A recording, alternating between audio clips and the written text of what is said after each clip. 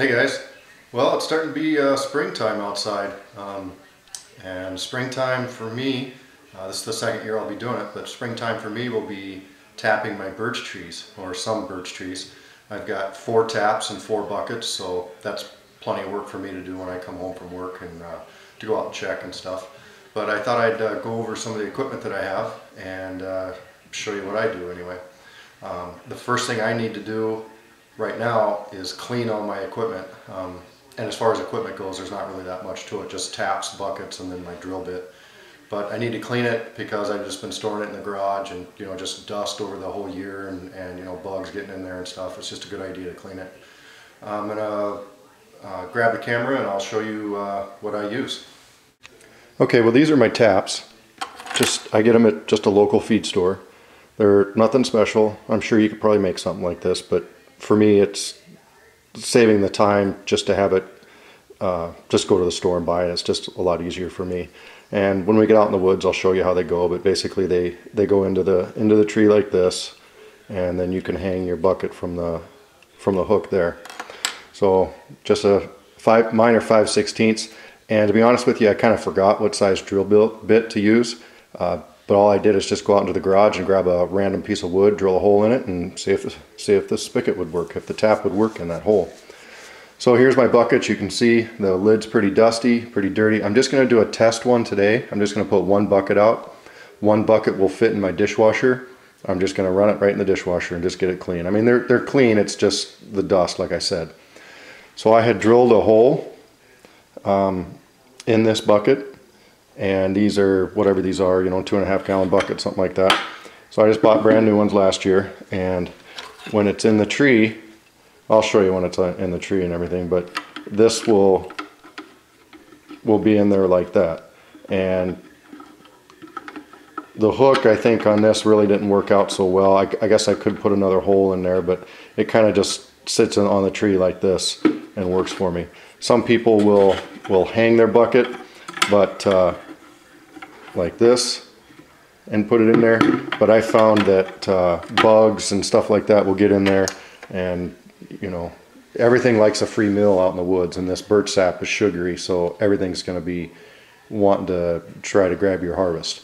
So so like I said, the bucket and the lid I'm just going to throw in the dishwasher. The drill bit, I use that same drill bit for drilling antlers, for doing ferro rods, so I want to make sure that's good and clean. So I'm going to take that and the spigots and just soak them in a weak bleach solution just for a little bit. And then we'll get going outside and see if the sap's running.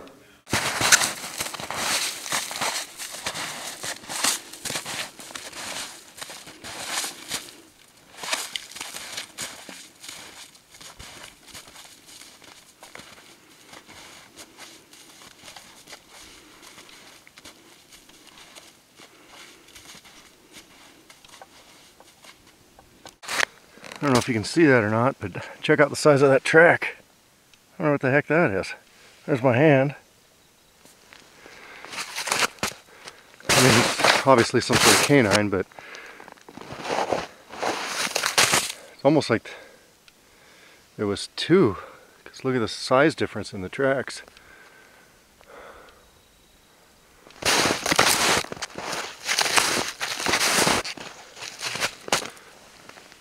Anyway, those are decent size. Must be coyote, I guess. Well, I definitely say that was coyote. So those are those tracks I was seeing. Just must the size difference just must be the difference between his front paws and his back paws or whatever, which is kind of what I thought, but still it did seem like it was a considerable size difference. But he was after something here. Come on, Rach, get up. Oh. This is tough traveling in this snow. Come on, Bear.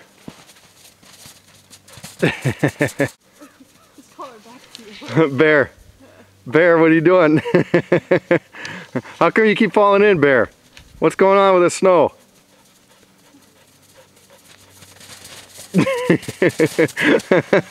You poor girl.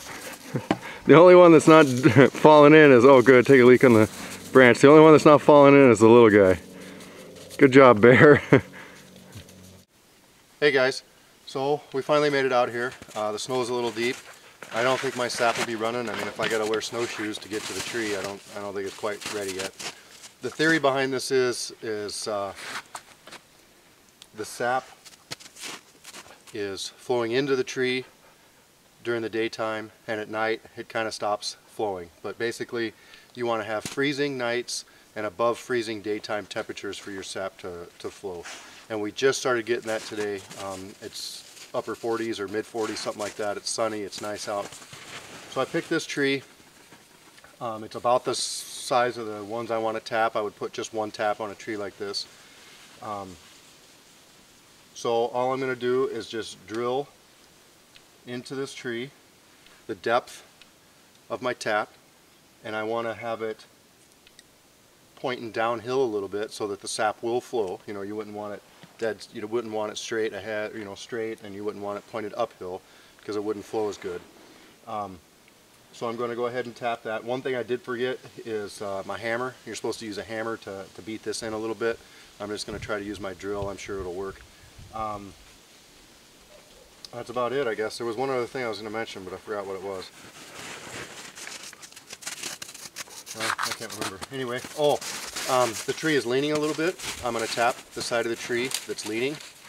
And also it is a semi-southern exposure. This is pointing a little bit west, but still the sun is beating down on it.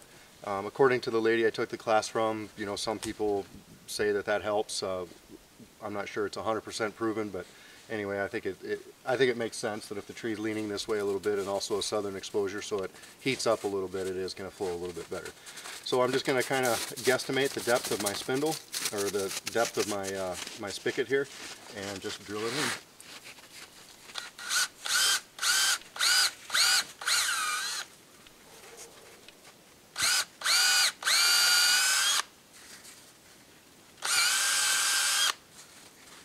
Okay, I think that's good enough.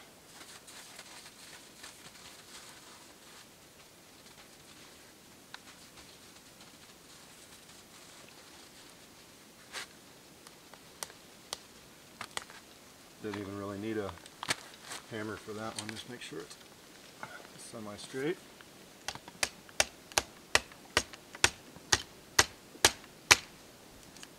Okay.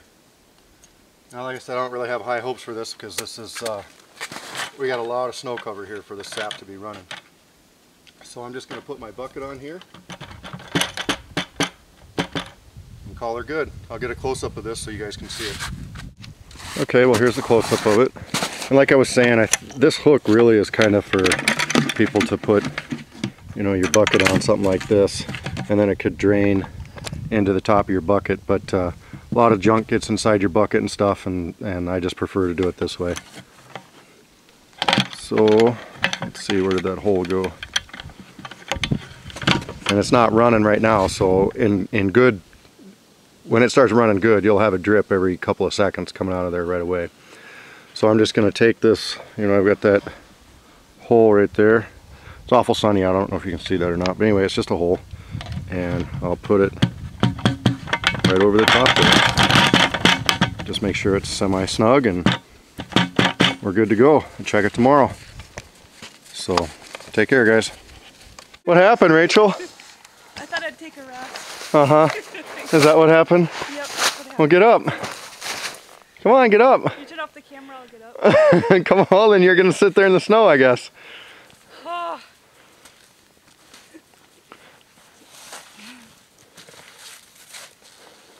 How many times have you fallen? Twice. Oh. Any particular reason? Just wanted a break. Yeah. Okay. Okay.